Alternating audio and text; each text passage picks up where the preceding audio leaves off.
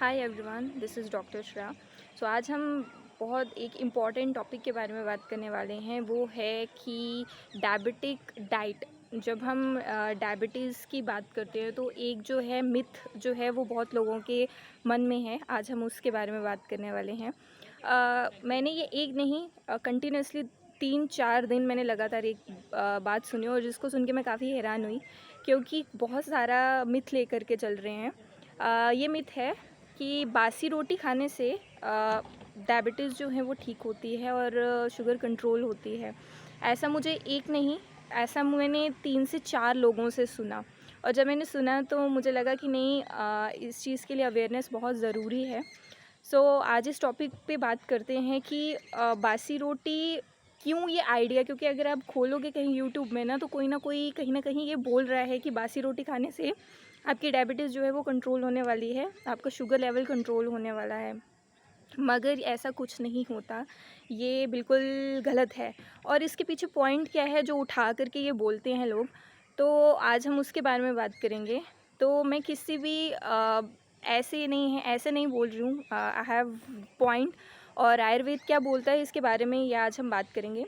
आचार्य सुश्रुत जी, जिनको आप father of surgery बोलते हैं, और आचार्य चरक, जिनको आप जानते हैं, जो कि हमारे मेडिसिन के जो हैं उनको फादर हम कह सकते हैं। और उन्होंने बहुत सारी जो है वो जो संहिता लिखी है, उन्होंने जो चरक संहिता जिनसे हम बोलते हैं उसमें से उठाया गया। मैं आपको बताती हूँ। प्रमेह में अगर हम डायबिटीज़ की बात करते हैं, जिसको हम हाउएवर कहीं ना कहीं कोरिलेट कर सकते हैं, बट ऐसा नहीं है कि हम डायबिटीज़ को प्रमेह या प्रमेह को डायबिटीज़ डायरेक्टली बोल सकते हैं, ऐसा नहीं है, बट हम कहीं ना कहीं इसको कोरिलेट कर सकते हैं। सो अगर हम बात करते हैं बासी रोटी की, तो बासी रोटी खानी, पहले तो बासी रोटी खाने से आपकी डायबिटीज़ कंट्रोल नहीं होने वाली है, ये तो 101% श्योर है। और जो भी आपको बोलता है बासी रोटी खाने से ठीक होती है, तो वो गलत है। और अगर आपको उसकी कुछ धारणा देते हैं या कुछ कोई भी बोलता है कि बासी रोटी खाने से आपकी डायबिटीज़ या शुगर लेवल जो है आपका BSL कंट्रोल में आएगा, तो ये गलत है। और आज मैं बात करने वाली हूँ, पहले मैं आपको यहाँ का कोटेशन बताती हूँ, जो कि चरक संहिता में चिकित्सा स्थान में प्रमेह चिकित्सा में बताया गया है कि इसमें बताया है पुराण शाल्य ओदनम आदि तः। मतलब कि इसमें कुछ ड्रग्स बताए गए हैं, जैसे तिक्त द्रव्य बताए गए हैं। तिक्त द्रव्य हो गया जैसे जो बिटर टेस्ट की रहती हैं चीज़ें, कोई भी, चाहे फ्रूट है, चाहे वो कोई भी वेजिटेबल है, तो वो उसके साथ जो है पुराण शाल्य मीन्स पुराना चावल, उसको सेवन करने के लिए बोला है। वैसे ही पुराण अन्न का जिक्र आया है, पुराण अन्न वर्ड जो है वो आया है आयुर्वेद में।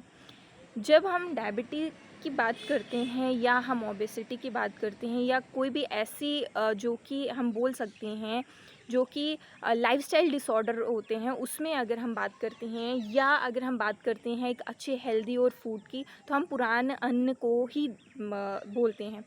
ये पुराण अन्न वर्ड है, इसको ही इंटरप्रेट अच्छे से नहीं किया गया, जिसको चल के उसको बासी रोटी माना गया।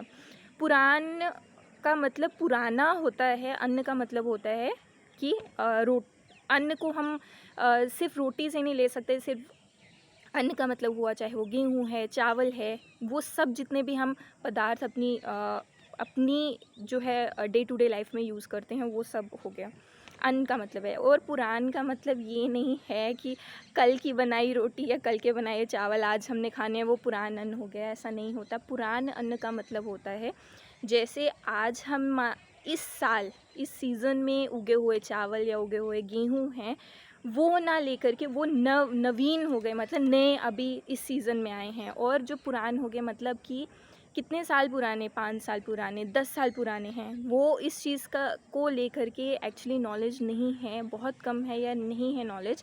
लेकिन इस चीज़ के बारे में नॉलेज होना बहुत ज़रूरी है कि पुरान अन्न का मतलब क्या है।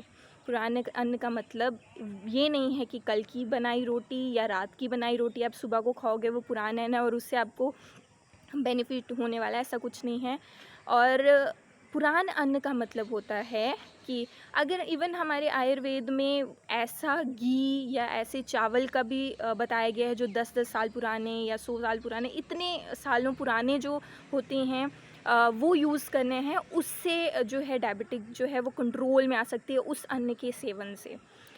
उसके पीछे लॉजिक क्या है? अगर हम साइंटिफिक नॉलेज की बात करते हैं या लॉजिक की बात करते हैं, तो ये होता है कि कोई भी अन्न जो है वो जब जितना पुरानी देर रहता है, जितनी देर वो पड़ा रहता है, जैसे अगर हम कोई भी अगर इस साल में इस सीज़न में उगा हुआ चावल है या गेहूँ है या कुछ भी है, जब हम उसको स्टोर करके रखते हैं तो होता क्या है कि उसमें से जो उसका जलांश है, जब हम पंचमहाभूत की बात करते हैं, पृथ्वी, जल, अग्नि, वायु, आकाश, इन पांचों में जो जल होता है, जल जल महाभूत है, वो जो है कहीं ना कहीं जो है वो उड़ जाता है गर्मी से, सनलाइट से इवेपोरेट हो जाता है, और वो खाने में जो है वो लघु हो जाता है, ये लाइट हो जाता है।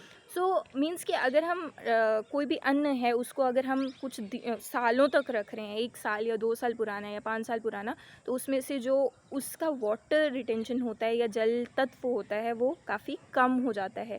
जब वो कम हो जाता है तो वो ईज़ी डाइजेस्ट हो जाता है। जब हम देखते हैं कि कोई भी अन्न जो है वो मिट्टी से उग रहा है, तो उसमें 2 चीज़ें बहुत प्रधान रहती हैं, वो होती है पृथ्वी महाभूत और जल महाभूत। और ये दोनों चीज़ें जो हैं, अगर हम जल महाभूत की बात करते हैं तो जल महाभूत कहीं ना कहीं हमारी बॉडी में एक स्टेबिलिटी और वो चीज़ लाती है जिसमें कि हम जो पचाने में थोड़ा गुरु हो जाता है। सो उस चीज़ को वो लघु करने के लिए उसको स्टोर किया जाता है, और वो पुरान अन्न जो है वो हमेशा बेनिफिशियल होता है। वो नवीन अन्न के मुकाबले अगर उसे हम कंपेयर करें तो वो पुरान अन्न जो है वो बेनिफिशियल होता है। पुरान अन्न से मतलब ये नहीं है कि आपको कल की बनाई रोटी या कल के बनाए चावल लेने हैं, ऐसा बिल्कुल नहीं है। और अगर आपको कोई कहता है या आप कहीं किसी भी यूट्यूब चैनल या कोई भी आपको आके कहता है कि नहीं पुरानी रोटी खाओगे तो आएगी, ऐसा नहीं है, और करना भी नहीं चाहिए। क्योंकि अगर आप पुरानी रोटी खाओगे वो आपकी डाइजेशन को उल्टा ख़राब ही करेगी। आपको डाइजेस्टिव प्रॉब्लम्स होना शुरू हो जाएंगे कुछ ही दिनों में, क्योंकि वो अन्न जो है वो पुरान नहीं लेना है। आपको फ्रेश रोटी फ्रेश खानी है, आपको चावल फ्रेश खाने हैं, लेकिन जो अन्न है मीन्स कि जो गेहूँ है, जो चावल हैं, वो जितना हो सके लाइक हमारे माइंड में यही रहता है कि नए सीज़न में आया हुआ जो भी चावल है हम वो लेकर के आएँ, या नए सीज़न में गेहूँ है हम उसका आटा जो है वो यूज़ करें। लेकिन हमेशा जो है वो यही रहना चाहिए, हमेशा माइंड में यही रहना चाहिए कि हमने जो अन्न लिया है या हमने जो कोई भी, चाहे हम गेहूँ लें, अगर हम गेहूँ इस साल अपने सीज़न के हमारे पास है तो हम उसको स्टोर करके रखें, नेक्स्ट ईयर उसको यूज़ करें, या उसे नेक्स्ट ईयर यूज़ करें, और उससे जो है वो जो अन्न है, वो जो चावल हैं, वो बहुत ही बेनिफिशियल रहते हैं, नॉट ओनली डायबिटिक पेशेंट के लिए बट जितने भी लाइफस्टाइल डिसऑर्डर्स रहते हैं। और इवन वो ही प्रेफर करने चाहिए, हमारे आयुर्वेद में वही प्रेफर करने के लिए कहा गया है, क्योंकि उसमें जो जल अंश जो है वो कम होता है। और वैसे भी जैसे हमारी लाइफस्टाइल बन गई हुई है, सेटिंग हमारी ज़्यादा है, चाहे हम स्टूडेंट से लेकर के जॉब करने वालों तक, हर एक पर्सन की सेटिंग जो है वो ज़्यादा है, तो उसमें पुराना अन्न ही बेनिफिशियल होता है। तो इसी के साथ थैंक यू सो मच। और अगर आपको कोई भी क्वेरी है आप मुझे व्हाट्सएप कर सकते हैं, इंस्टा में मैसेज कर सकते हैं, फेसबुक पे मैसेज कर सकते हैं अंजू आयुश्री नाम से। So thank you so much. और अगर आपको ये इन्फॉर्मेटिव लगा तो आप चैनल को सब्सक्राइब भी कर सकते हैं, और ये ज़रूर शेयर करें दूसरों के साथ, क्योंकि ये मिथ बहुत ज़्यादा फैलता जा रहा है। क्योंकि कंटिन्यूसली 3-4 बार ऐसा सुनना, और तो ये थोड़ा माइंड को लगता है नहीं यार, अगर कोई गलत वे में जा रहा है, अगर कोई मिस इंटरप्रेट कर रहा है, तो उनको सही दिशा दिखाना जो है वो हमारा एक कर्तव्य है। तो इसी के साथ थैंक यू सो मच।